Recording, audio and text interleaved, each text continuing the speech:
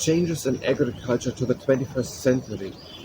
In the beginning of the 21st century, or in the middle of it, way more people were still working as farmers, more humans working, and also way more horses. And that had gone down almost down. More than 80% less people working were on horses, almost to zero down. And the amount of tractors and combine harvesters has increased. And also the type of plants planted has a little bit changed. For one reason, that new ones are bred in laboratories, which bring higher yields. And now a combined effect out of better harvesters and higher yields bring way more higher yields. And the fields were increased to make the machineries, so that the machineries have the possibility to maneuver their own. And way bigger fields. So hedges were cut down, there are now less places for birds to be in there, for example, and the fields were increased and more monoculture was made. One big field with one crop. And oftentimes these new plants, they bring higher yields, but they oftentimes need more water and more pesticides. So that again, more machinery is necessary. So all over, more monoculture, more one field with one thing has come up to the 21st century, which is not so good for the wildlife because not so many birds or rabbits or other animals can live there in between, or insects or flies or butterflies.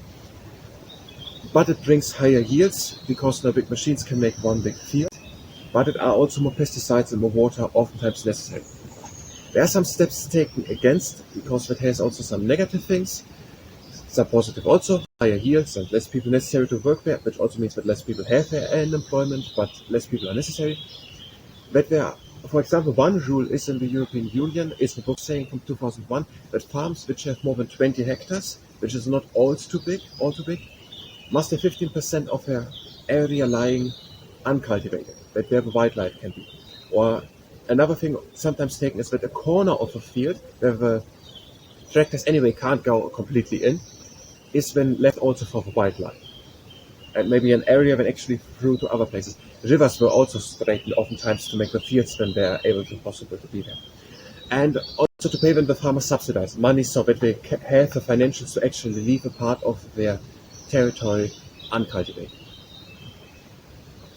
Another thing is also to diversify the farms, that the farms are not just doing farming. The farmhouses have also changed. It were more houses to the 21st century, there are more fabrics with big silos to store the wheat and so on, and the grain.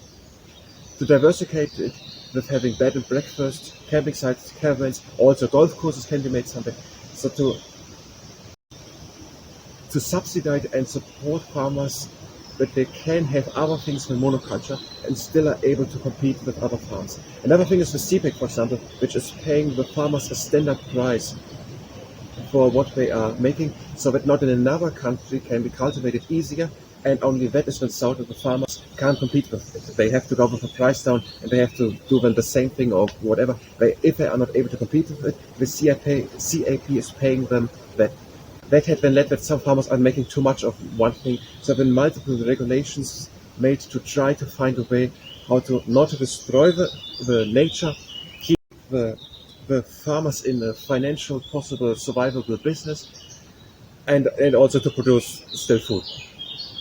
According to Geography by J. Ferretti and Brian Gressling on the pages 82 and 83, the positions and views expressed are the ones of source and don't necessarily align with my own or with the ones of the entity spoken of.